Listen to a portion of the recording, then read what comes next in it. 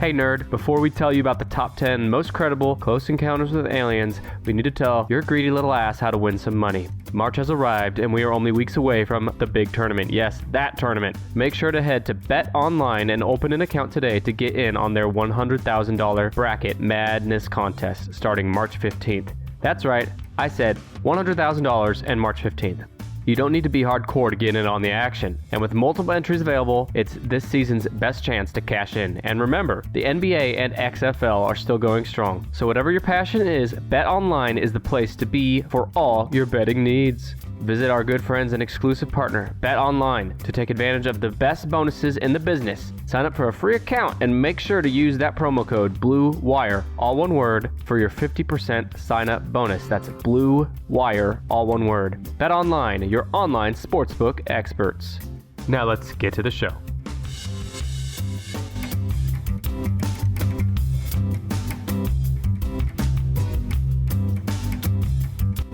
This is the Tennis Podcast, and I am your host, Nick. I'm Brandon, who has taken a drink of water at the wrong time. I've only been doing this 76 times. 76 and some change.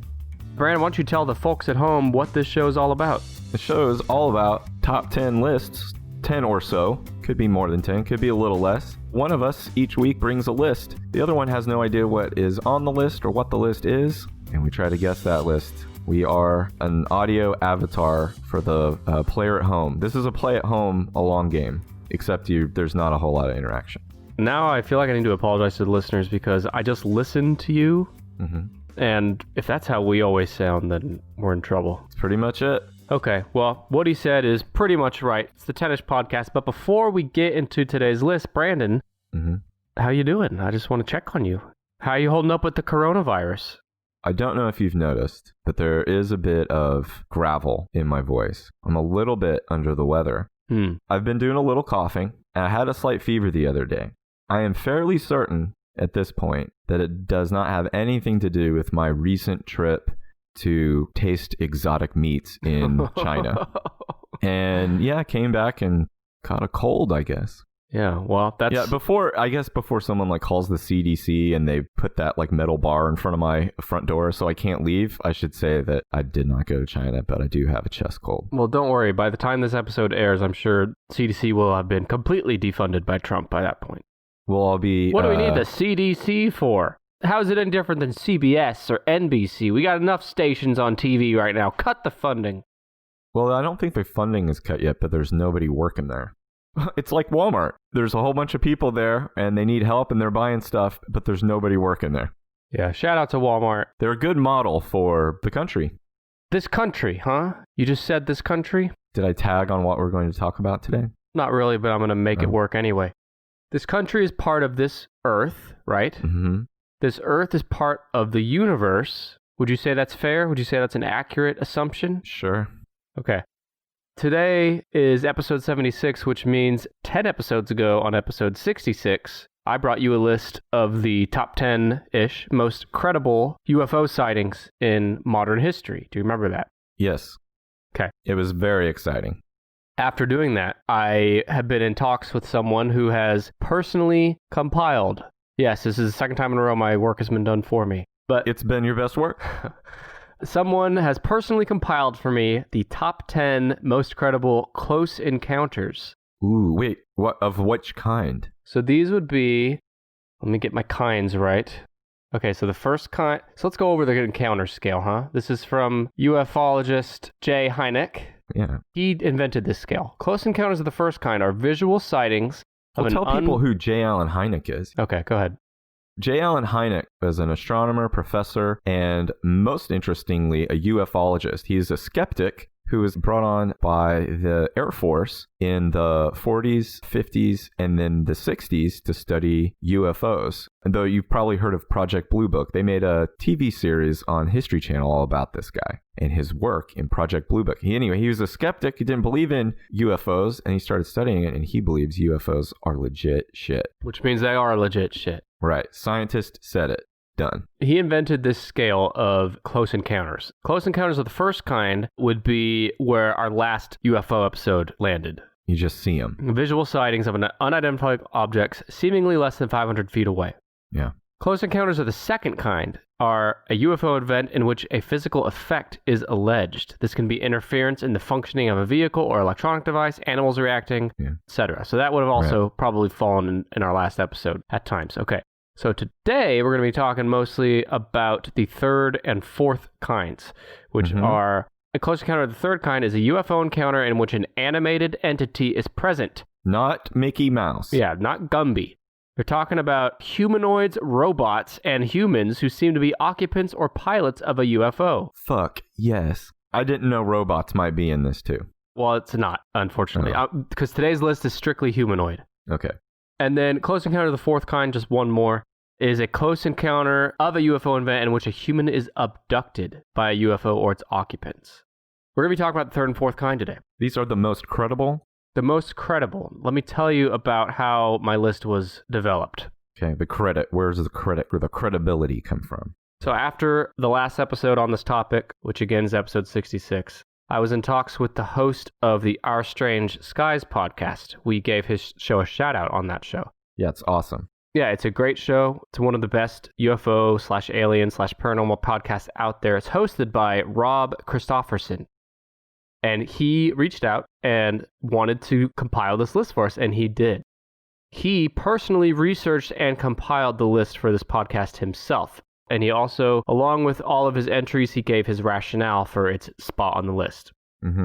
I consider him an extremely credible source. You should definitely check out his show if you're into this topic. That's Our Strange Skies. He also has a recurring panel of guests that join him and experts that join him for the show. You can check them out at ourstrangeskies.com. Yeah, thank you, Rob. Yeah, I've also thought about having Rob on the show at some point, maybe a Patreon episode. We'll see. We'll see how. Definitely, yeah.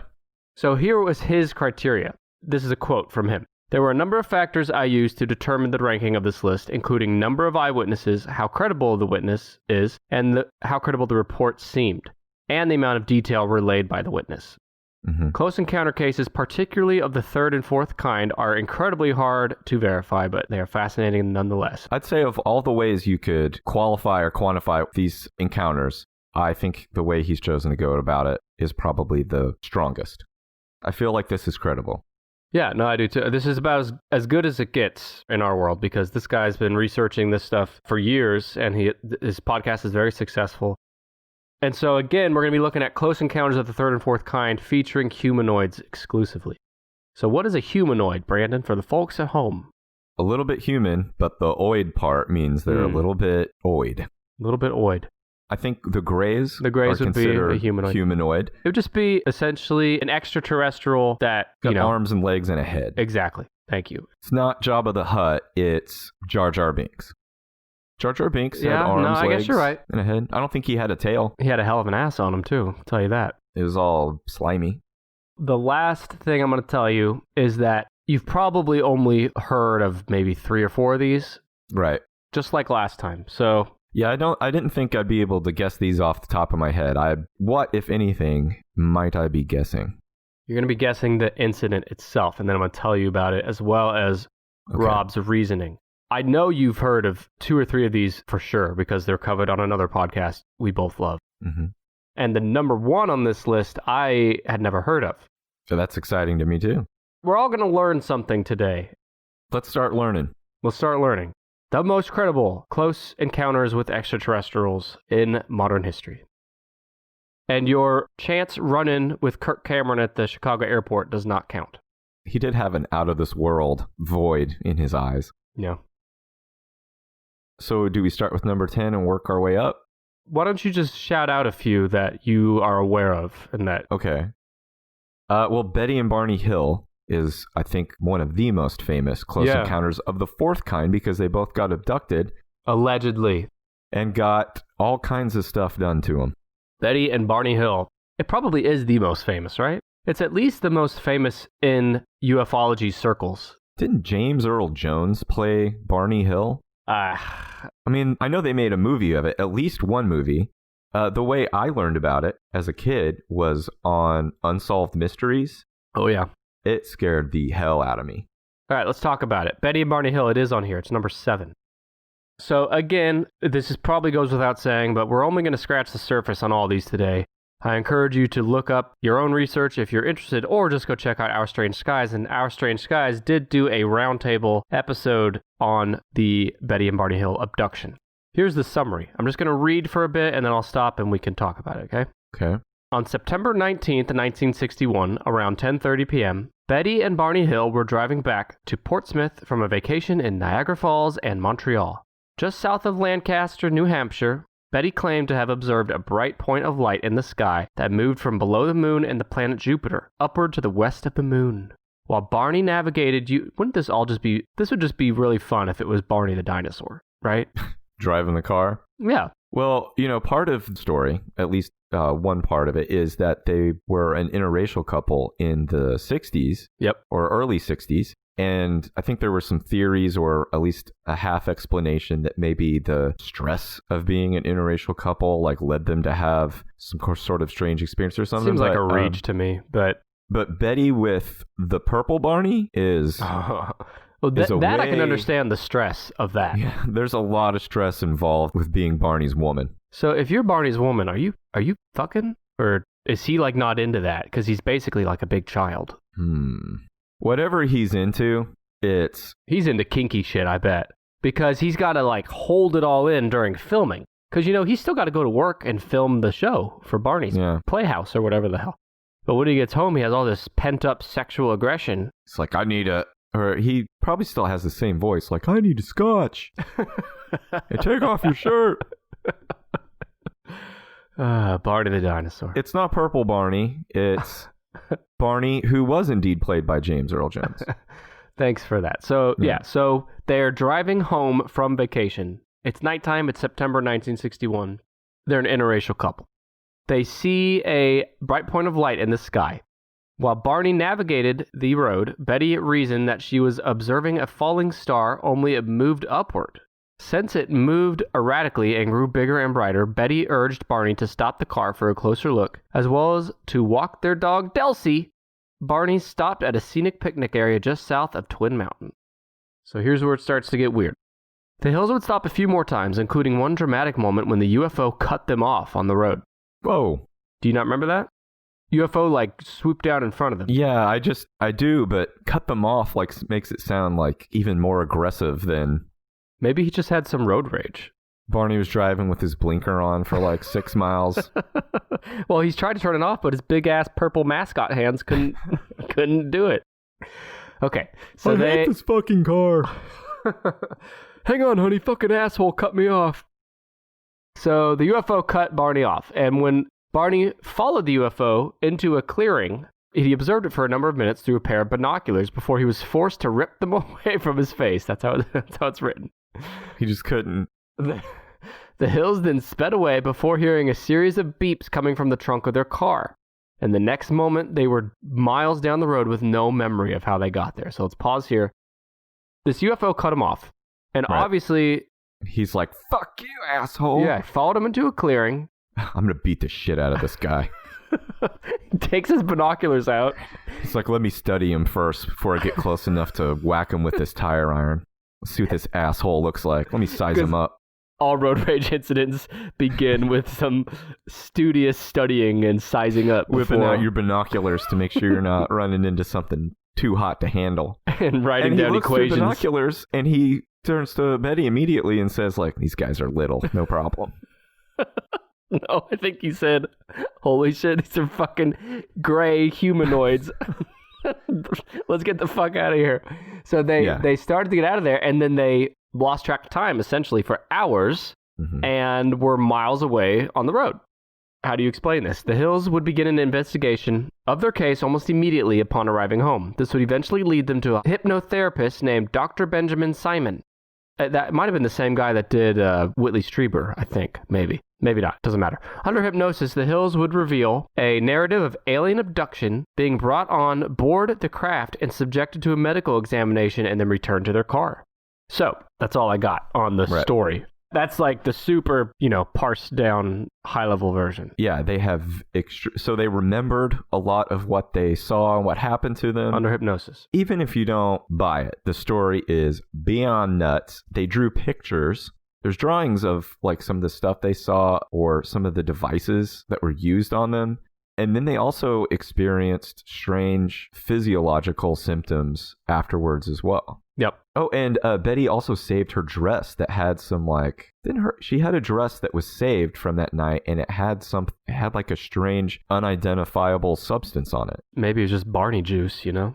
It was purple. How would his ejaculate be purple too? I don't know. I don't know where to go with this, but Barney's also got some green on him. Oh, her dress was ripped. Okay. So these aliens were pawing at her. Yeah. But they did some experiments on her, and if I'm remembering correctly, I believe this was the first like mainstream abduction claim where humans were brought on the ship. Yeah. And also, I believe it's on YouTube. If not YouTube, it's on the internet somewhere. There are videos of the audio from the hypnosis sessions where you can hear this grown man, Barney, weep like a child and scream in fear as he's remembering under hypnosis what happened to him and describing the aliens. It's yeah. I did watch it a long time ago. It'll give you the heebie-jeebies. But let me tell you Rob's reasoning for putting this at number 7. Okay. Quote, "The best thing that the Hills did following their encounter was to reach out to the Air Force and other investigative bodies." That's how, like, to me, that's how you know they're telling the truth, because the Air Force would come down on you like a hammer if you wasted their time. Yeah. Why waste their time in the first place? Yeah, they're not looking for that kind of heat. No, and this is 1961. I mean, UFOs and aliens were a thing, but they're not a thing like they are today, where, like, I just don't know what... It'd be different if all the pictures of Barney Hill had him wearing T-shirts with UFOs on them that said, like, take me to your leader or beam me up. Like, these weren't people who were all about that UFO life. And those weren't even really things at that time, I don't think. But yeah, let me finish Rob's reasoning here. He also says that this is a multiple witness case, and a great deal of the information obtained from the Hills during hypnosis matched. This case would be strengthened had additional eyewitnesses come forward, reporting seeing a UFO. After all, it did follow the Hills for over 50 miles, according to them. So if this thing followed them for 50 miles, you'd think someone else would have seen it. No one else ever, according to my notes, no one else ever claimed seeing UFO that night. So yeah, that's the Hills. You can see the marker on the road where they saw the UFO. There's a Division of Historical Resources marked the site in 2011 with a historical marker. Number 7, the Betty and Barney Hill incident. Good job, Brandon. Okay, let me see. I know another one. Yeah, you do. How about the fire in the sky story? I cannot remember his name, but he was working in like lumber, and he was missing for a day or two. Travis Walton incident. Travis Walton, yes. Number 9. We're pretty close there. This is 1975. Travis Walton was working with a timber stand improvement crew in the Apache Sitgreaves National Forest near Snowflake, Arizona. Now that's just a funny name. Snowflake, Arizona. You know that they had to be doing that to be ironic, right? When they named that place. It does snow some places in Arizona. Oh, fuck off. Why do you have to ruin my joke? Sorry. Okay, so he's working there in Arizona, 1975. So while riding a truck with 6 of his coworkers, they encountered a saucer-shaped object hovering over the ground approximately 110 feet away, making a high-pitched buzz. Now, imagine you're sitting in a truck with your 6 buddies, and you see a saucer. 100 feet is not that far away, and you all see it, and it's making a high-pitched noise. Walton jumped out of the truck and approached the object. Big mistake, by the way. A beam of light... Yeah, why the fuck would you do that? Yeah. Unless he was...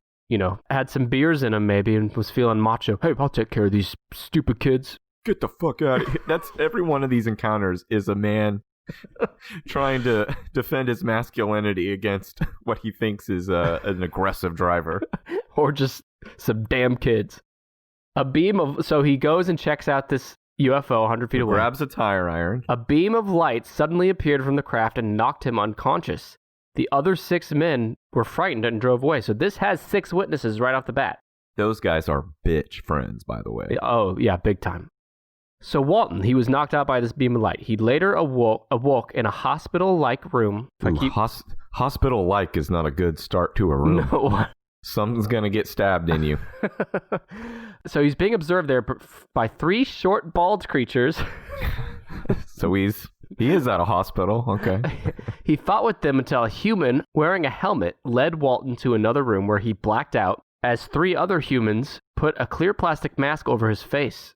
Walton has claimed he remembers nothing else until he found himself walking along a highway with the flying saucer departing above him. Whether or not this is real, Hell of a story. a hell of a story. And I believe that he thinks it's real. So, still fucked up. The case received a lot of attention at the time because it was treated as a missing persons murder case, because he had been missing for a while. Yeah. Many skeptics have come out against the case, including Philip J. Klass, who offered one of the logging crew members $10,000 to come out against Walters, but he refused. Each member of the logging crew has passed polygraph examinations and have stuck to their stories as to what happened. So 6 witnesses even turned down $10,000 and took polygraph examinations to stick by the claim that they saw this happen to him. And loggers stick together. Oh, yeah. Was that a pun? No. Because of sticks? No. Well, I didn't think of that, but no. I just mean like, and you're out there, it's just you and your bros in the trees. And the sticks. In the sticks, you learn to stick together. To love each other softly. Yeah. Recent investigations, the national forest where this happened in Arizona, have shown that some trees in the area of the sighting have grown at twice the rate of trees in the surrounding area. Rob's reasoning, Rob from Our Strange Skies, his reasoning for putting this at number 9 is that the Travis Walton abduction is seen as one of the most credible close encounter cases on record. It's ranked at 9 because there is only one eyewitness to the abduction itself, Travis Walton. However, the case seems highly credible given the number of people that witnessed Travis get shot with a blue beam of light. So you have to remember there's 2 phases to this. All 7 of these guys, including Travis, saw this UFO. They saw the blue light come out and hit him. Yeah. Everything after that, you only have Travis as a witness. And this is where the movie, the light, Fire in the Sky? Yeah. Was based on. He originally titled the story Fire in My Ass. Because they did all kinds of wacky stuff to him, didn't they? Yeah, that's the word, wacky. They always just go for the crotch. The crotch. As soon as you get on there, they're like young boys in the back of a car. They're just pawing at you and immediately going under the belt. But they want the seed, right? Isn't that like usually the theory? They come from other solar systems or galaxies for our little genitals. So there must be something really like about jizz that they can only. You know, it's like when you go to the Northeast and someone's like, "Oh, did you have crab cakes?" You know, you can only get them there. It's where the crab's fresh. It's like, "Hey, have you had man jizz lately?" You got to go to Earth. It's the only place to have man jizz. Well, you know, the vast majority of abduction claims involve, let's just call it, sexual abuse, essentially, right? Alien sucking and fucking. Like experimentation on that. So if this is all real, or even some of it's real... Aliens are real horny. Yeah. All the time. I mean, and they're a little bit Harvey Weinstein. Yeah. You know, the part about the aliens abducting people to, like, whatever, mate with them or have them create, like, alien hybrid babies. Oh, goddamn, yeah. The problem with that is they're just abducting random people who, you know, probably don't want this to happen to them. If you put a couple ads online, there's tons of people that would say, like, yeah, I'm totally cool. You don't have to knock me out or anything. I'll walk on the UFO and you can put whatever on me. You can pull it out of me or I can hump this, like, gray alien with a wig on. Whatever you want, I'll do it. There's a lot of people who would be willing to do it. Or how about just break into a sperm bank? Oh, yeah, that's a lot better idea. Or just put up an ad and say, just leave your sperm in the hollow hole of this tree at this time tomorrow, and somebody would do it. There's somebody who would do it. Yeah. They just like the hunt. And who doesn't? What is your take on the Travis Walton and the Betty and Barney Hill? Do I believe them? And I know you and I are not experts. We don't have all the facts, but like based on what you know, would you say the likelihood is high or medium or low? I think in general, when someone says that they have had something like this happen to them, like unless it's just absolutely absurd or there's huge holes in their story that you can expose with like logic or facts, like if there's any kind of supporting evidence, I like to give them the benefit of the doubt and just say like everything they're saying happened is the way they experienced it. And I think that's the key, is like saying, I believe that that's the way they experienced it or a way that they remember it. Because I actually think that, like some of the guys on last podcast on the left, that close encounters are as much a psychic phenomenon as a physical phenomenon. Yes. Let's expand on that for a second. Let's say that there's some psychedelic kind of element to these things. So let's say Betty and Barney Hill did experience everything they said was 100% fact, but it happened in some like alternate plane or something.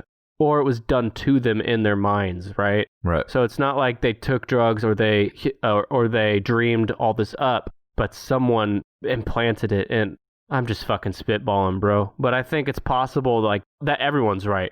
That the people who don't believe them are right because it didn't happen. It didn't physically happen. They didn't see it happen. But Betty and Barney Hill, sure as shit, saw something and felt something. And yeah, to them, it's 100% real. But to another person, for whatever scientific, beyond science reason we don't understand, didn't experience it. And everybody's right. And let's keep this in mind, too. I think we said this 10 episodes ago as well, that I would say in 99 to 100% of these cases, no one was better off. Yeah, that's the other thing I was going to say. Like, these are people who are not into UFOs to begin with. Travis Walton was a forestry worker. I don't think they typically go like, you know what would really improve my life? I'm going to tell everybody that aliens pick me up and they abuse the hell out of me. Like, I'm going to stick to it no matter what. Like, I'll lose my job. People laugh at me. I could lose my family, my friends. There's no money in this for me at all. Yeah, nothing in my life will ever be the same. Speaking of no money, I'm looking at a picture of him from 2019 in the International UFO Congress in Phoenix, Arizona. I mean, he's alive and he looks healthy and stuff, but this is not a dude who's like, driving an expensive sports car and laughing all the way to the bank on his alien abduction story. So you said that you don't think people working in forestry are likely to make claims like that? I think the salt of the earth people who are just going about their regular, normal people business. People who aren't fucking... Right. If an Instagram follower tells me they got abducted, I'm not buying that shit. Well, Travis Walton had a lot of stuff done to his body and probably things put inside of him too. And if you're into that sort of thing... You should check out porn. You should check out porn. Holy shit. That's true. And you should also check out our latest Patreon bonus episode about the weirdest things ever found on X-ray. Because Brandon, can you just in 3 or 4 words attest to the fact that it will... You're not going to believe it. Okay. I saw it and I still won't believe it. You can find that at patreon.com/10ishpod. So let's keep going here. We have 9, the Travis Walton incident, which is also known as Fire in the Sky. 7, Betty and Barney Hill. Yeah. Let me skim through here, see if you know another one of these. Well, I'm excited to learn about new ones. Yeah, so why don't I just go ahead, because any guess I have is not going to be very... I'll say that if I had been guessing this list, I might have said Whitley Strieber, which is the Communion author. But it was just him, right? I do remember in the book he wrote about some house guests that saw it, and also his hypnotherapist, things like that. I don't know. He's not in the top 10. But it's not in here? Okay, well, let's start learning. Yeah, I'm just going to start at the top. So number 10, the Herbert Schirmer abduction. Have you heard of this one? Somebody grabbed a nerd. It's always the nerds. So this is number 10, Herbert Schirmer. On December 3rd, 1967, a 22-year-old police officer named Herbert Schirmer. Wait, 22 years old, Herbert? I'm already not buying There's no way this dude doesn't wear thick as hell glasses. And all the guys who bullied him in high school, what are you going to do to me, Officer Schirmer? He wasn't an officer in high school yet. No, when he has an officer, they're still bullying him. Oh. Officer Wormer. Well, this guy who we're making a friend out of right now, he was on routine patrol at night in the sleepy town of Ashland, Nebraska. At around 2:30 a.m., he noticed some red flashing lights that he first assumed to be from a truck, but upon closer inspection, he came across a disc-shaped object with porthole windows from which the red light was coming from. So he's seeing a disc-shaped object with red flashing lights inside. It wasn't long before the object rose up and disappeared. Schirmer noticed that it was now after 3 a.m., despite the encounter having lasted only a few minutes, so he lost about a half hour there. That's not a good sign. He would return to the station and write in the logbook, quote, saw a flying saucer at the junction of Highway 6 and 63, believe it or not, exclamation point. Fucking nerd. Believe it or not. And that had an exclamation point just like Ripley's? Yeah, exactly. That's kind of cute. Getting cute in the logbook. As his shift wore on, his head began to ache more and more, and he heard a buzzing sound. The case would come across the desk of the Condon Committee, a scientifically led study of the University of Colorado, funded by the government. Under hypnosis, Schirmer would reveal that he followed a pair of 5-foot-tall beings with cat-like eyes onto the ship. They toured him around the ship and told him their purpose before he returned to his car. This case earned Shermer a serious amount of ridicule. He retired from the force and lived in obscurity for the rest of his life. God damn. But let's be honest, he probably was going to live in obscurity for the rest of his life anyway. And he stuck by that story. The little cat boys gave him a tour of his ship and told them their purpose, like their mission. Do you know what their mission was? Let's see. It sounds like their mission was to ruin this guy's life. No, it doesn't mention that. But that would explain where his 30 minutes went. But you're like, why? If the aliens are going to bring you on and give you a tour of the ship anyway, then why, like, erase your memory and shit? Yeah. Just don't bring them on the ship. Or at least grab some of that earthling jizz before you go. Yeah, of course. It's like being at the cash register and grabbing a candy bar on your way out. It's right there. Just fucking do it. Live a little. You only YOLO once, Brandon. That's right. As you say. That's what I always say. So Rob's reasoning here. Shermer was an outstanding eyewitness, completely down to earth, well-educated, a war veteran, and a trained observer. This case is ranked last on this list because it's only a single eyewitness case. Yeah. Only one witness, but the witness himself is very credible. Anybody who sticks to that story, even after it screws up their whole life, like, well, I gotta believe him. And that's the thing. Like, you gotta believe he at least believes it, right? And I love the science of hypnotherapy. Brandon, tell the folks at home what is hypnotherapy. We've kind of been talking about it, but I don't think we've like point blank explained what it is.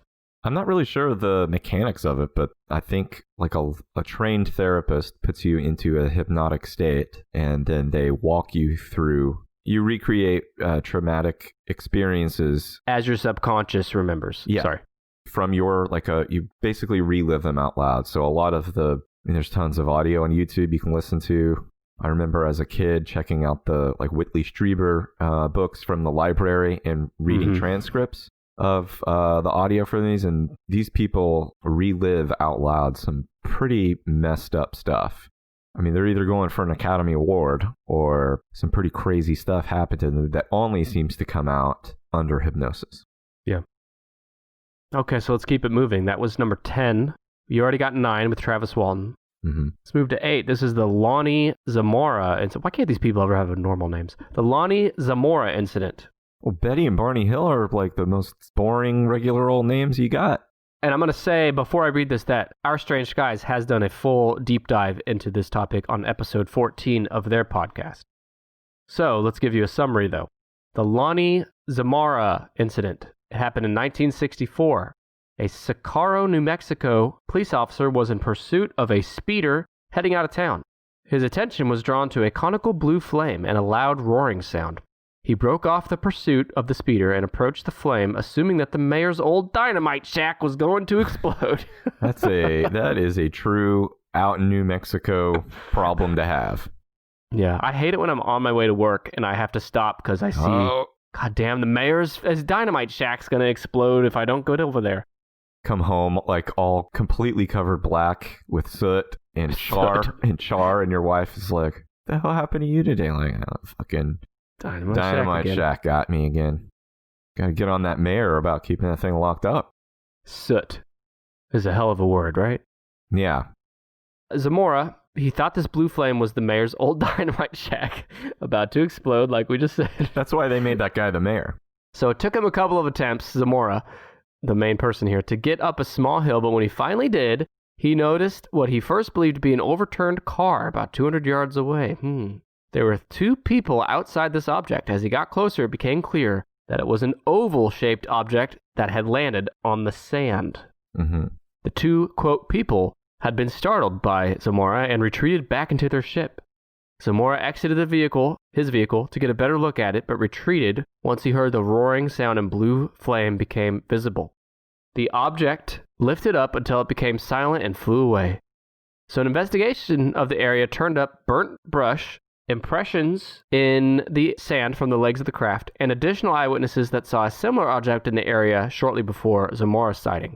And like Shermer, number 10, Zamora retired from the force not long after the incident due to ridicule. Because all the fucking bullies at the force are endlessly... What the fuck is up? Mocking. What is wrong? Okay, if you told me, you were dead serious, stuck by your story, I got abducted by a UFO, that is the most awesome thing you could ever tell me. That'd be the happiest thing I'd ever heard out of your mouth. Why would... So that's what it takes to get you to like me? Yeah. Who would shit on somebody for that? It's badass. It's the 60s, bro. Did he see the space aliens? Yeah, remember when he walked up, he thought it was two people outside, but when he got close enough, they were startled and ran back to their ship. They scrambled back in? Yeah. Well, go ahead and, if you have more on this, go ahead, but I think I have a theory on it. All I have left is the reasoning. So remember that he stuck to his story and was ridiculed, left the force. Yeah. Zamora's case is one that stumped most of Project Blue Book's investigators. Zamora, like Shermer, the number 10 guy, was a highly credible individual, a trained observer, Korean War veteran. The only reason this case is not ranked higher is because it is a single eyewitness case. What was your theory? Well, my theory is I've never heard of, and it just could be to my like limited, I say limited, like I haven't been reading about UFOs since I was like 12. I think limited's still spot on, though, for you. Spot on. I haven't heard about many UFOs that have a visible exhaust from their propulsion system. Yeah. And this one not only has visible exhaust from what seems like a propulsion system, but it also sounds similar to the type of exhaust or the flames that you would see from fossil fuel, either jet fuel or some kind of gas. That makes me believe that it could be some kind of experimental aircraft. And what he saw were two guys they were out flying their experimental aircraft, and they stopped for a smoke break, and then they're like, oh shit, it's the cops. And they had to hop back in there and zoom out. You talked about visible exhaust. Mm-hmm. And I can tell you that every time I'm done recording this podcast with you, I walk out of my office and my wife sees me and she says it's there's visible exhaust. Yeah. Yeah. I was going to ask you, so you mentioned the exhaust, which is different than most UFO stories. Mm-hmm. Do you think that if a few of the history's UFO claims are true, is it all the same species of alien? No. A visitor? No. Bunch of different ones. This is like a vacation destination. They told you this is where they all go for manjis. Yeah, you're right. Manjis. The aliens, they're welcome here. Come on in. I got plenty to go around. Gross. Let's go to another one.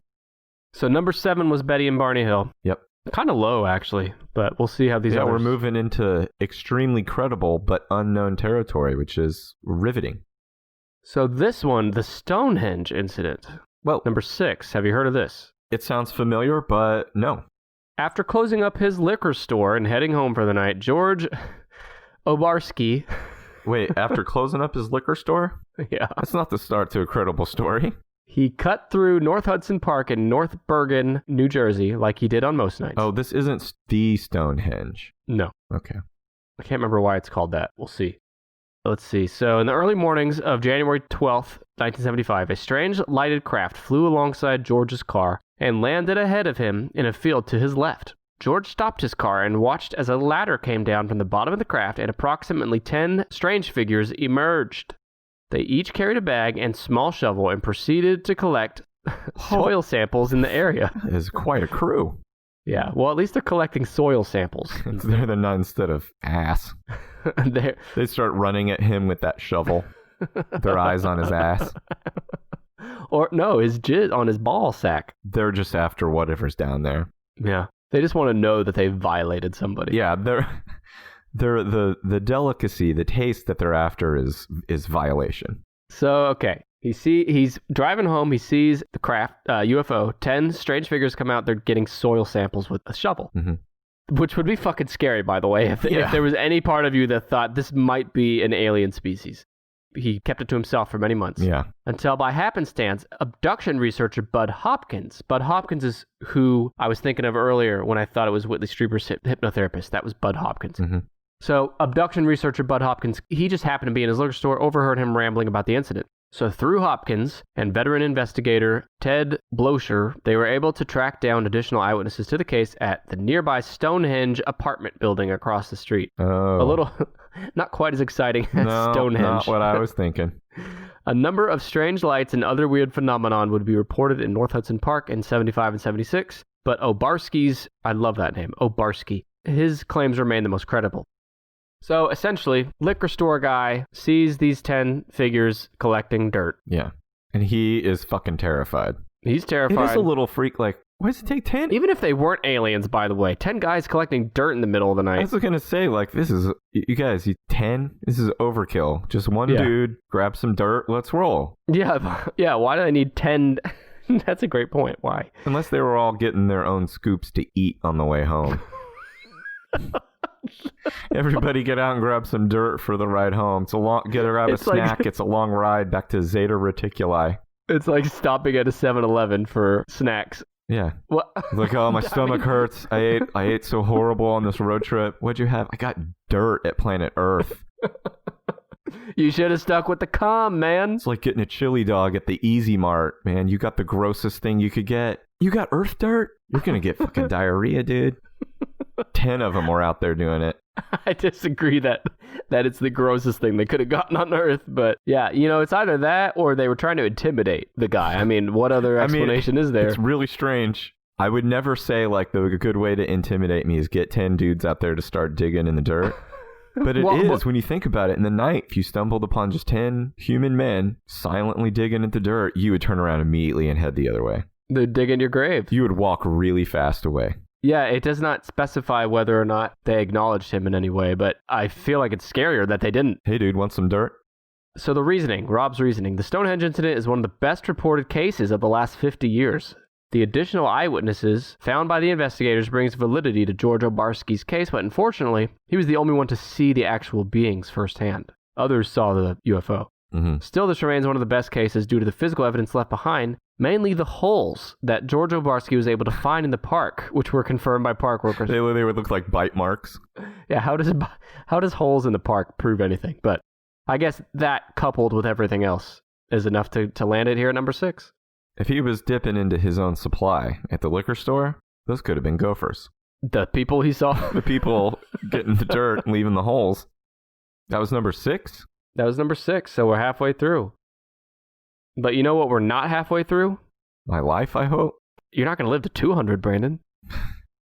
We are not halfway through podcast reviews and reading them on the show, but we're going to be halfway through them in about 90 seconds or so. It was terrible. So why don't we start now to stay on schedule? Just next time, take a hard left with that wheel and start doing it. Okay.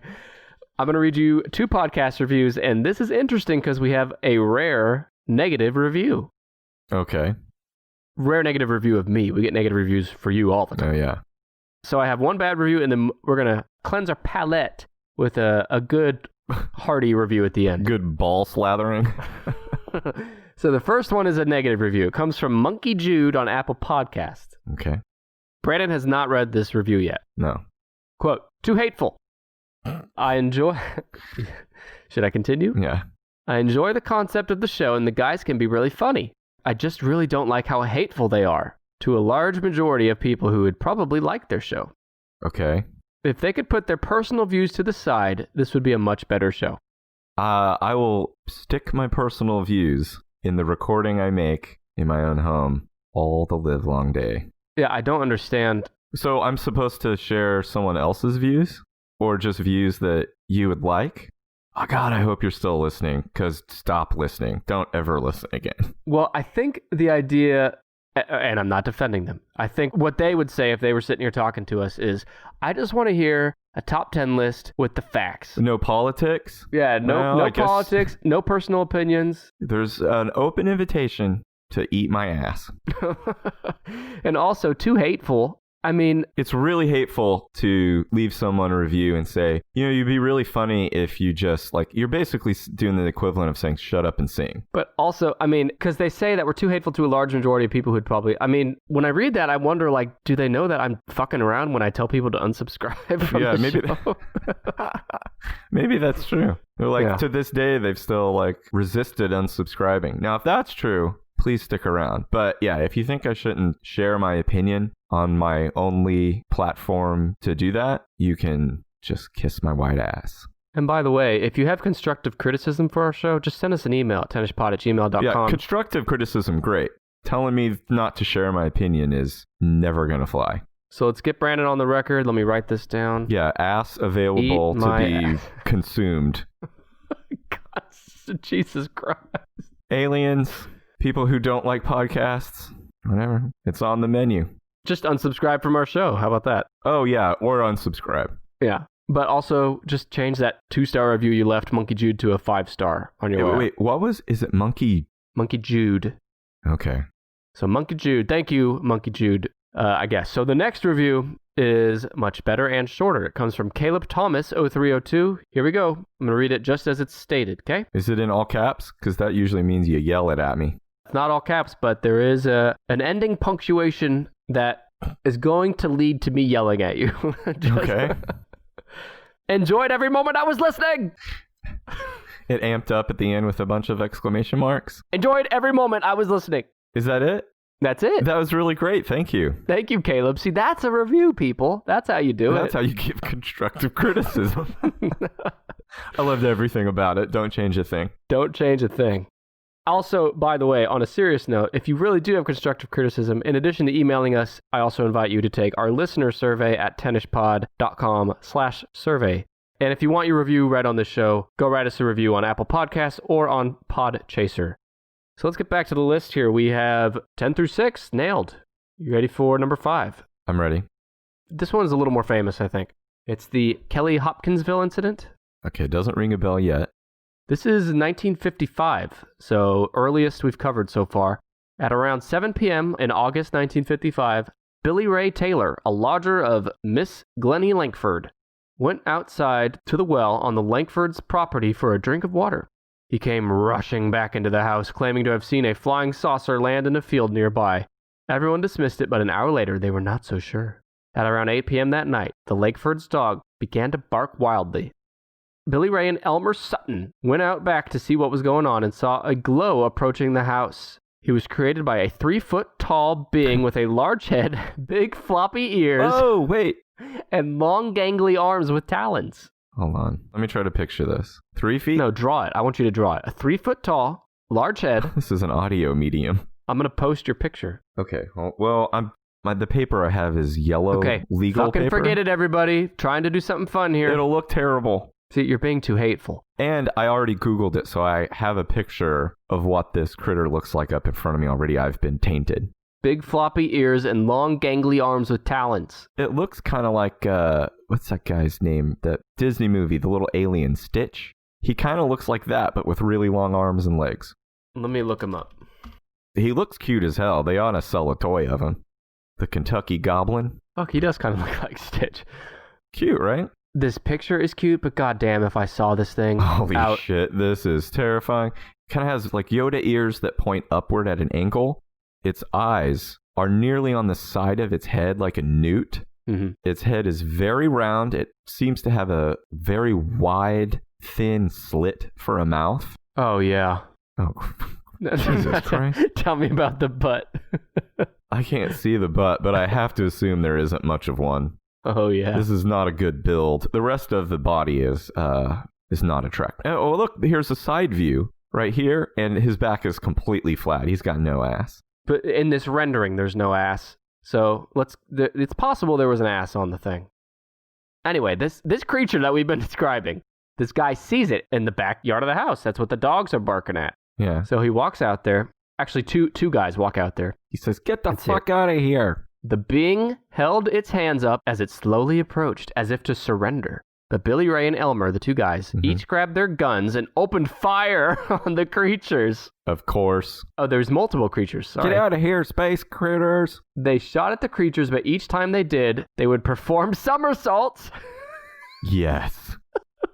Yes, like backflips and would shit. Back into the brush. That is adorable. They moved to the front of the house to see if they had killed one of the... This should be the next Disney Pixar film right here. So they were shooting at it. The some bitches were doing somersaults. And... Haha, fuck you! Exactly. So they moved to the front of the house to see if they had killed one of the creatures. But when Billy Ray went out the front door, a clawed hand grabbed his hair and he opened fire again. This is definitely the most action-packed story so far. He feels it grab his hair. He starts shooting wildly. Get the fuck off me, you goddamn sea alien! The family would fend off those creatures for over 3 hours. Whoa, like wrestling with them? I don't know. These things were terrorizing the house for 3 hours. Are they sure this wasn't gremlins? It sounds a lot like Gremlins. I do see it on my Google image search result. I see some gremlins here, so I think some others have made this comparison. Let's see. So they fought these guys off for 3 hours until they could make it to their vehicle and run into town to the local police. Fearing that the family was a danger to the area, I like how the family's immediately the bad guys to the local police. So the police went out to investigate and found multiple bullet holes in the home and allegedly found a glowing substance they believed to be blood. It was moonshine. That's what those guys were drinking. After the police left, the creatures returned again, and the family held off the creatures again until morning. Ha fuck you again! Can't shoot me! Wee wee! I just love, at no point does this explain what the fuck they even wanted. And that's the end of the note, so it kind of makes it sound like they fought him off again until morning, and then they just left and never saw him again. They said, all right, we're tired. So I have to admit, when I read this story, it sounds the least credible, right? Yeah. But here's Rob's reasoning for putting it at number 5. There were 12 eyewitnesses to the incident inside the residence. That's the most witnesses so far. Mm-hmm. The police also noted how scared the family was at the time of the incident, and further investigation would uncover additional UFO sightings in the area leading up to the incident. So there's a decent amount of, backup to the claim. But the claim itself, like the fighting off for multiple hours, multiple times, just... Jesus Christ. And it's a pretty great horror movie they've got set up there. You remember at the top of the show when you told me, or you questioned why anybody would bully someone who came to them with a UFO alien story? Yeah, this one I'd probably give them some shit for. If I came to you and told you this story. When you told me they did backflips. Somersaults. And we're just like, fuck it. Can't shoot me. Fucking teasing you, grabbing you with their grabbing your hair with their talons. And then they probably still got some cum on their way out, too. He probably just left that out of the story. Like they were about to leave and like, oh shit, did you grab some jizz? No, hold on, let me go grab some. That was the Kelly Hopkinsville incident. This is in Kentucky, right? Because one of the images called the thing the Kentucky Goblin. Yes. Plus, as soon as you said their names were Elmer and Bully Ray, I knew that this took place in Hopkinsville, Kentucky. I wonder if Mothman... Because Mothman's like super credible in terms of eyewitnesses. Yeah, he's in West Virginia, right? Yeah, but I guess he's not considered a humanoid alien. Is he not humanoid? He'd be considered a humanoid fucking moth. He has a man-shaped body, doesn't he? I mean, aside from the fucking wings sticking out. Oh, yeah, he does. God damn, he does, yeah. Gross. Like, that's multiple times you've moaned with ecstasy.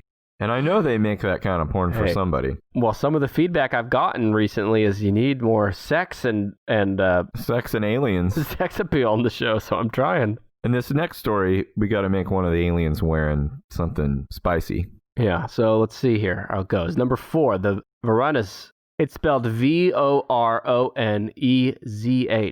Varanus incident. Number 4. Varanus? Varanus, yeah. It's a Russian name, right? Sure.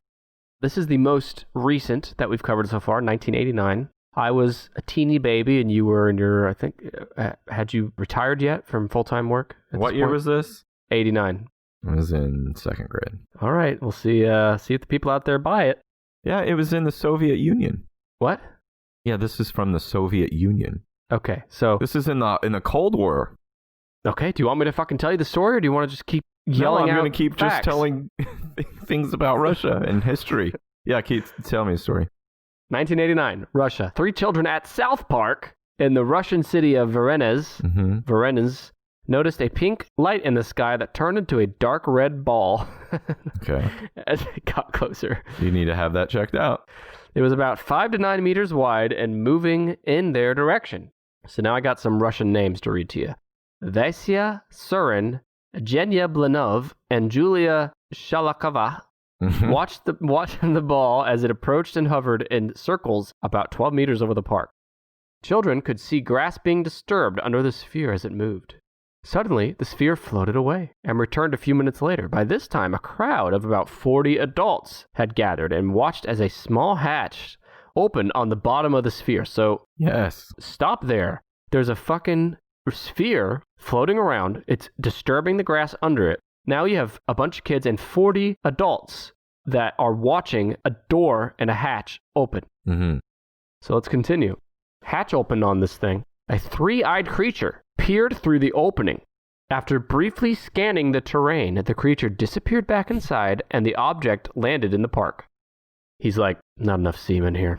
Oh, it landed or it left? It looked out from its door, shut the door, and then flew off a little bit and landed.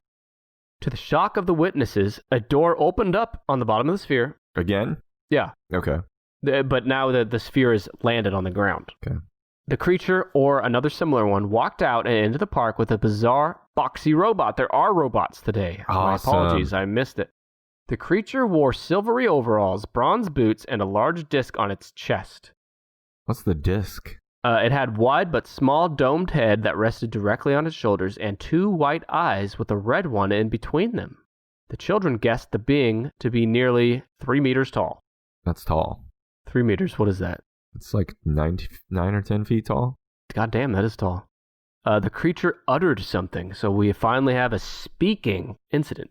And a glowing rectangle appeared on the ground in front of it. This story's fucking crazy so far, and there's so many witnesses. The creature uttered something, and a glowing rectangle appeared on the ground. He uttered another phrase, causing it to disappear. Everybody was like, what the fuck? No, yeah, that's how you make his triangle appear. Okay. He's like mumbling something, and they can't understand. Like, what? They keep asking him, what are you saying? And he keeps saying it a little louder every time. And finally, when they get him to speak at a volume they can hear, they realized he was saying, sign up for the Tennis Podcast Patreon at patreon.com/tennispod. Oh. Stick him back in his UFO and kick him out of there. Okay, so he was saying a bunch of shit to get this rectangle to disappear. Mm-hmm. So he then adjusted something on the robot, which caused it to start walking away. Terrified, a boy in the crowd began to scream. Yeah. But was paralyzed when the being turned in his direction. Light shot from the creature's 3 eyes as it locked its gaze on the boy, causing the crowd to panic. He gave him a glare and stopped his ass cold. At that instant, the sphere, the robot, and the being simply disappeared. They disappeared into thin air. 5 minutes later, they reappeared. But this time, the being had a meter-long tube in his hand, and I guarantee you... beat the shit out of that kid. Fucking scream at me. Every one of these incidents, somebody's going after somebody. It's usually human on alien, but this guy... I like how he disappeared to go, and he was gone for 5 minutes. Get that tube. The 5 minutes was him throwing shit around his spacecraft, trying to find where he left the tube. Where's that fucking tube? Where's my fucking tire tube?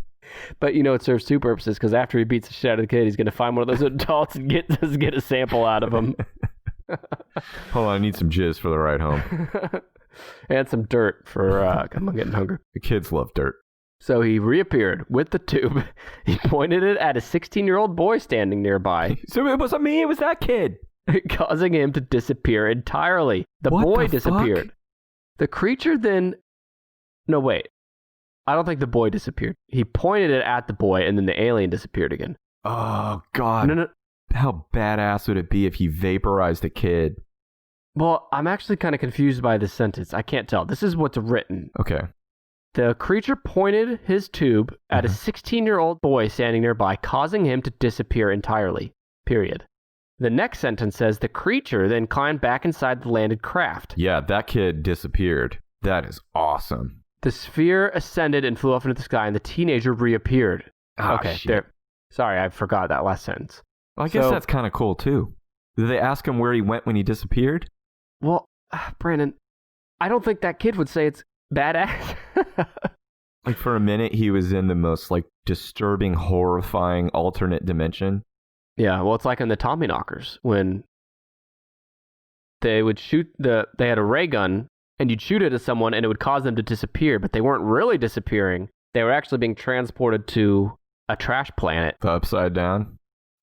Okay, so here's Rob's reasoning, and I can understand why this is so high, because the number of eyewitnesses alone, 40 plus. And it doesn't make any goddamn sense, which... No. If a bunch of people got together to make a UFO story up, they would make something up that made sense. This is not what they would come up with. They saw the craft reappear, and the being used the wand on the 16-year-old boy, the tube. Many have pointed to this case as Soviet propaganda, but it was investigated by famed French ufologist Jacques Vallée, who talked to many of the eyewitnesses firsthand. That's a crazy ass. I'd never heard of this. No, actually. That was a really good find. Fucking 9-foot tall creature with 3 eyes just walks around. There's a crowd of people watching him. Said, I don't like your face. Biggity bap. And he disappears. Yeah. All right, we got 3 more. Top 3 most credible. The Reverend Gill sightings is number 3. This is in the 50s now. In the late 50s, Papua New Guinea became the host of numerous UFO sightings, but the most dramatic was that of Father William Gill and his mission at Boyani. At about 6:45 on June 26th, Father Gill saw a bright white light to the northwest as 38 people at the mission watched. A 4-legged disc-shaped object that was approximately the size of 5 full moons, lined up end to end, hovered over the mission. On top of the object, they saw 4 human-like figures that appeared to be performing some sort of task. Yeah, I'll fucking bet they were. Performing a task. At times, one or more of the figures would vanish from sight, only to reappear a few minutes later. At regular intervals, a beam of blue light shone upwards from the center of the craft. The object was visible until about 7:30, when it ascended into the clouds and vanished. At about 8:30, several smaller objects appeared in the sky, and at 8:50, the first object returned. The 4-hour sighting lasted until 10:50, when clouds moved in and blocked the view. So you got over 4 hours, several large UFOs with human-like figures on top of them performing, quote, some sort of task. I guess when I first listened, my mind heard them being inside, but no, I'm looking at pictures of it, and they're like, it's like, like someone riding in the bed of a pickup. They're standing on the top. You can let's verify. Brandon's not looking at a picture. I'm looking at a drawing, yeah. Oh, he's looking at a drawing, okay. Yeah, they're just sitting on the top. Looks like the Beatles playing their last concert. Maybe that's what they were doing, playing a concert up there. Yeah, playing a concert. Well, it does say that they were performing some sort of task, and I do love how vague that is. They were waxing the top. Huh? That's the task they were waxing. Cleaning and waxing the top of the saucer. Yeah, something really boring and menial, but to us those guys it looks watching us down there? Should we go inside? The next day, the large object, with the, quote, people on board, and 2 of the smaller objects returned at about 6 p.m. The onlookers waved to the beings as they waved back. Oh. They tried to signal them to land, but they never did. They never did land. By 6:30, the mission, under strict practice, went to dinner and then to evening church. Can you imagine living under such strict rules that there is a fucking UFO with aliens standing on top of it, waving at you, and someone says it's dinner time and you just have to leave? And then to evening church. Yeah. You have to sit and wait through church knowing that, like, fuck, I might get out there and that UFO might be gone. Also consider the fact that the very idea of church and the things you learn in church is in question to everyone in there after what they just saw, There's right? a lot of people in that church sweating that night. But I'll tell you, the Heaven's Gate folks would not be sweating. They'd be like, we fucking told you! They would have never gone back inside for dinner. Yeah. So the reasoning here from Rob. Father Gill's sighting is infamous in ufology. There are a large number of witnesses, all of whom seem credible. This case was investigated by the man himself, J. Allen Hynek, who considered it one of the most credible cases of any kind. Really cool one, too. So the man himself is calling it credible. I've never heard of the aliens hanging out on top of the spacecraft before. And waving. Yeah, waving like so innocently. What's up, guys? It's like when 2 boats pass on the lake. Even though you don't know each other, you hold up your hand and wave. That's what they're doing. I hate that shit. I was telling my kid the other day that I don't like to wave, and he made me feel bad about it. Who? Your kid? Yeah, I was like, I don't like to wave at people I don't know. Like random people in the neighborhood who like recognize your face or your car. Yeah, I don't hate know them. that. And they wave and say hello, and I'm like, I was telling him, I don't like that. I don't like waving at somebody I don't know. What if that guy's a jerk?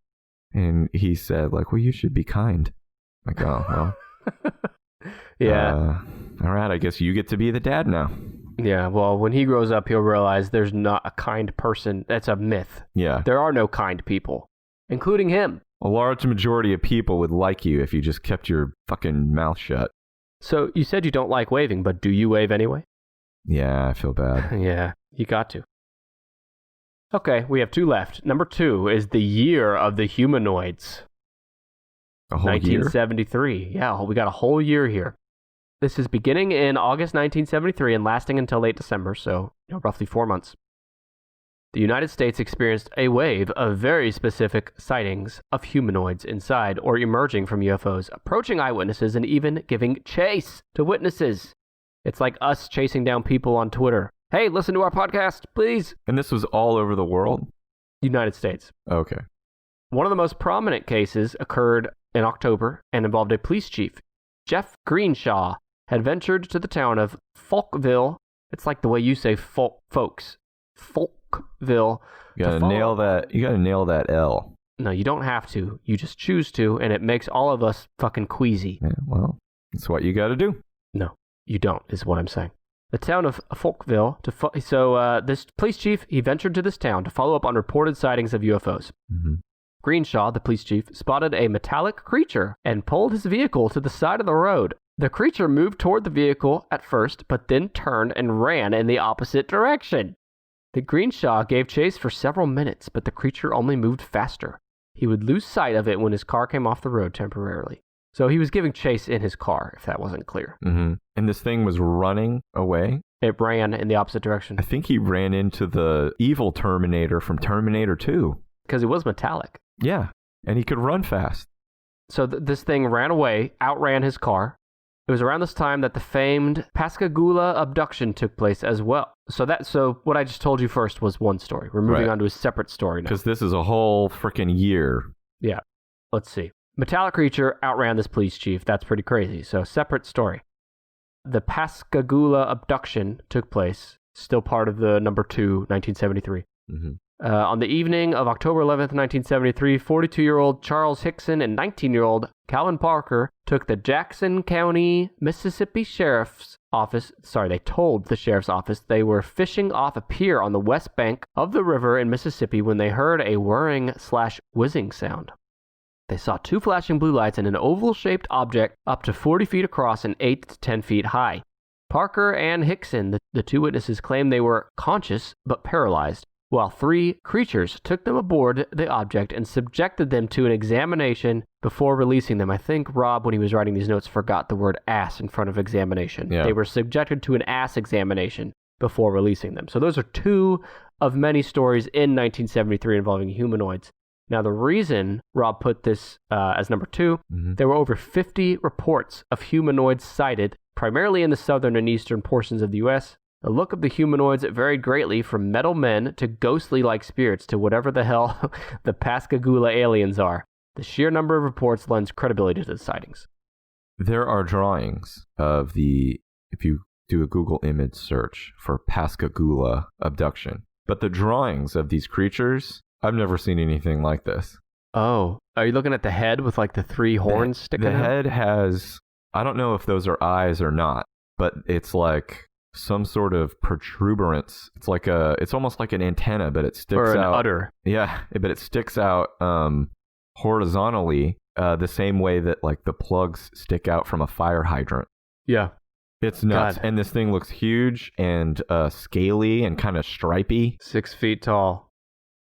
It kind of looks like that fucking monster that came out of the Upside Down in Stranger Things. Yeah. Or our listener, Brian, in Alaska. Looks kind of like him, too. He might have wanted to send you were being hateful. Too hateful. Brandon, do you want to take a deep breath, maybe do a little stretch break before we hit our number 1? It's a long one. I can't. You can't hold me back from it any longer. Okay, I've done the opposite of hold you back from this information. I desire it now. The French UFO wave of 1954. We got a whole wave here as number 1. You ready? Of 1954. Yes, okay. Sir. France in 54 became a UFO mecca, as numerous witnesses would report seeing odd saucer-shaped UFOs, some of which would fire... the damn aliens, by the way, you think after all these years they would have updated the architecture of their ships. They're always saucers. Saucers. Some of these saucers would fire beams of light at witnesses. Many would go on to report seeing strange humanoids as well, most of which were described as short beings that wore diving suits. The most dramatic encounter would come on September 10th, 1954. Marius de Wilde, a railway guardian, lived in a house by the tracks close to the railway station at Credible, Nord, France. Mm-hmm. According to de Wilde, on the night of September 10th, His dog started barking at 10:30 p.m. DeWild initially ignored the dog, but went outside with a flashlight after his dog continued to bark frantically. He walked toward the tracks and saw an object some 6 or 7 meters away from him. Behind him, he could hear some steps.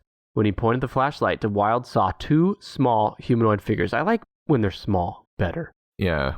So he saw 2 of them, about 1 meter tall. When the light was pointed to their heads, it was reflected as if they were wearing a mirror helmet. Suddenly, a light beam came off the object he saw on the tracks and left him paralyzed. Oh, got him with the Travis Walton. You know, that might be the worst of it. If you saw 2 aliens, you're shocked already, and then you're paralyzed and unable to move. Yeah. And then that's when they do the experiments on you. Anyway, so he's paralyzed. He slowly looked back and saw a door opening at the object behind him. The beings boarded the object and it took off toward the sky, changing its colors in the meanwhile. By the way, if you were going to make up a UFO story, why add that little detail at the end that the ship was changing colors? Like, it's already a far-fetched thing. Just let the ship stay one color. Don't get greedy. Yeah. Keep your lies simple.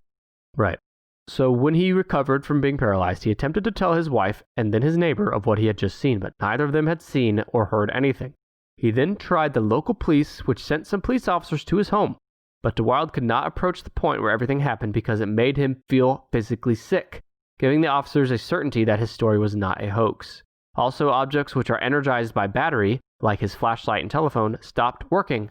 Before sunrise, investigators were all over the place, taking it very seriously. Wait, his telephone? His telephone and flashlight and other battery-powered devices stopped working. And in addition, anytime he approached the site of where he saw everything, he would feel sick, and he could not get close to it. I mean, I know they did have battery-powered, like, phones, like, during World War II. Just seems kind of interesting that this dude, it was 1954? Mm-hmm. In France. And this guy had some kind of phone with him, battery-powered phone. No, not on him. It was in the house. Oh, because this was near his house. Yeah. Gotcha. Okay, sorry. Okay, so this is number 1. So why is it number 1? The French UFO... Sacre bleu. Look at these little guys. What does sacre bleu mean? It means like holy God in French. It Holy doesn't- God, sacre bleu. Look at these little guys. These I'm little feeling- shiny boys, I'll follow you. Feeling very, very sick, wee. So, someone hand me my handkerchief. I have diarrhea. I don't know how to French- say diarrhea with a French accent. Yeah, I think it's just diarrhea. French UFO wave of 1954 is one of the most uniform UFO flaps documented. Now, can you remind me what a flap is in this context? A wave. A flap and a wave are very similar. Bunch of sightings going on at the same time. Bunch of Flapping going on at once. Yeah. Sounds like my house on a Saturday night, am I right? In fact, UFO investigator Amy Michael was able to plot most of the sightings on a map and found that sightings on particular days followed straight lines. The uniformity of the crafts and humanoids sighted have earned it the number 1. So they would see the same craft moving, presumably across the French country. Right, it followed a straight path. I've heard of other cases too where I think it might have been some of the Phoenix Lights sightings where they could also trace some of the eyewitnesses' accounts and, follow. That was part of the credibility, is that the accounts all came within like a determined path. I want to know more about the little shiny guys. I Google image search this one, and there are some. Here, I'll save this one and send you a copy of it as well. There's some cool images. Let me read the description here. It's when he pointed the flashlight, he saw 2 small humanoid figures about 1 meter tall. When the light was pointed to their heads, it was reflected back at him like their heads were some sort of mirror or a helmet, perhaps. Yeah. Okay, so Brandon sending me a picture. There's 2 different cool pictures. Oh, look at these guys. I don't know if I'd call that humanoid. Yeah, those look like Robots. Those look way more like a robot. And look, in the second drawing, the French guy has a beret on. He does. Oh, son of a bitch. There's a baguette sticking out of his pocket. There's no baguette, but I swear to God, this guy's wearing a beret. He is. Fucking French. I think from his profile, you could tell he has a little mustache, too. Fucking French. Make me sick, the French. Oh, why? All right, so let me go back through the top 10, and then I have a very important question to close us out. Okay. This is the top 10 most credible third and fourth close encounters with... Close encounters of the third and fourth Thank you. kind. Yes, featuring humanoids, as compiled by our friend at the Our Strange Skies podcast. Number 10, the Herbert Schirmer abduction. This is where the police officer was ridiculed by the bullies at work, and he retired and lived in obscurity the rest of his life. Stuck by his story. Number 9, the Travis Walton incident, also known as Fire in the Sky. The lumber worker was abducted on the ship and experimented upon. Number 8 was the Lonnie Zamora incident.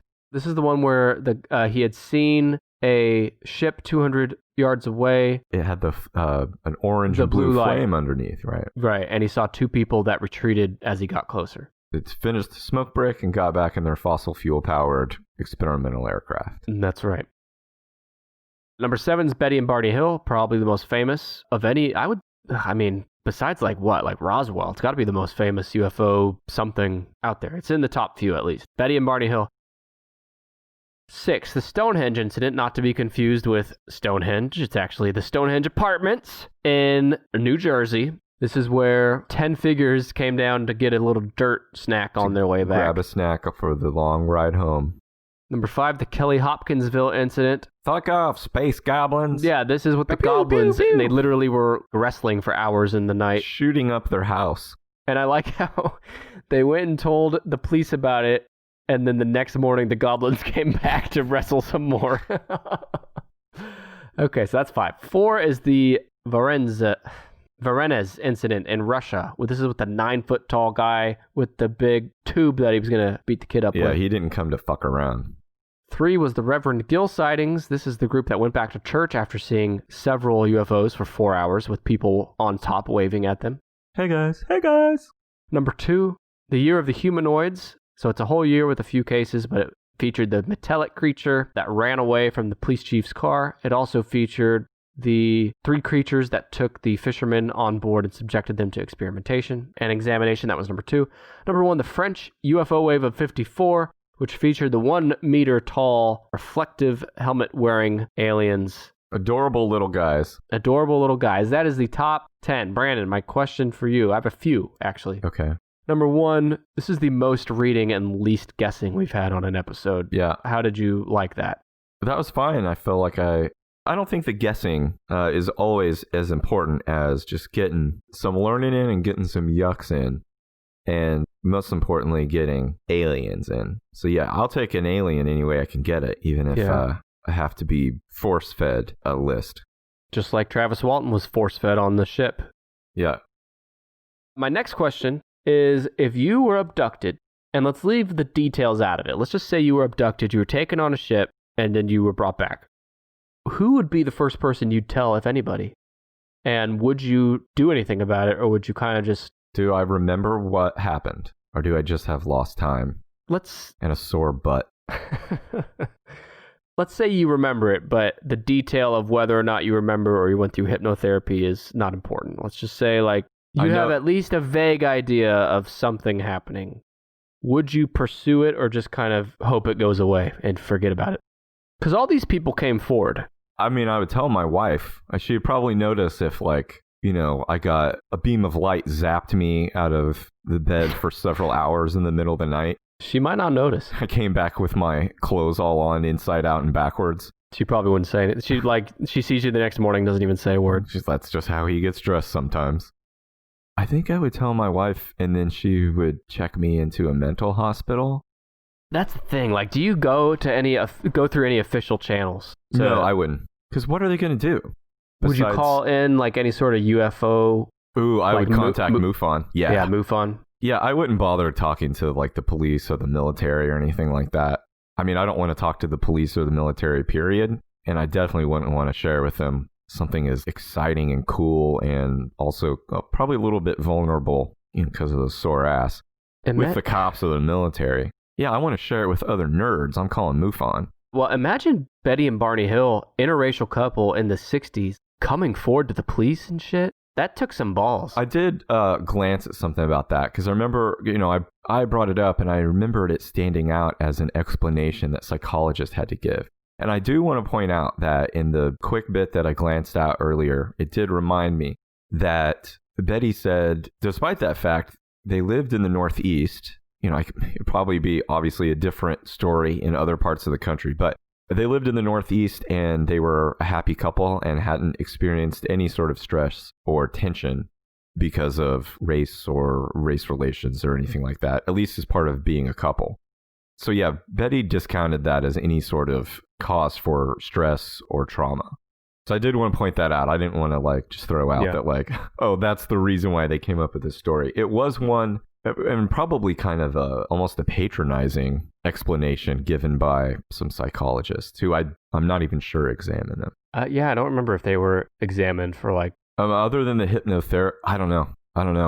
It sounds like they would have been up for anything they could do to aid an investigation. Or see, that's the thing. I'm like, I understand wanting to like say, hey, this messed up thing happened to me, but like, what are they going to do? Are they going to arrest the aliens? Well, I think the argument would be people need to know that there's aliens coming here. Yeah, they need to know. Watch your cornholes, bud. If someone cuts you off in traffic, well, don't stop, period. But don't stop and study their habits with your binoculars. Yeah. And then approach them. Especially not if you have a cute little dog in the car with you. Oh, yeah, I forgot You can't risk Delcy safety by chasing down aliens in your binoculars. No. You need to bottle up that road rage, and save it for when you get home. That and your semen, so you have enough for the aliens to harvest later. Save your road rage, save your semen. And save your ears for more of us next week and every week with the Tennis Podcast. We'll be back next week. Brandon will have a list for episode 77. And in the meantime, you can follow and connect with us on Facebook, Twitter, and Instagram at 10ishpod. And that's all she wrote. That's all she wrote. That's all she's gonna write. That's all she'll ever write. That's all she wrote. God damn it. Thanks for listening, and goodbye.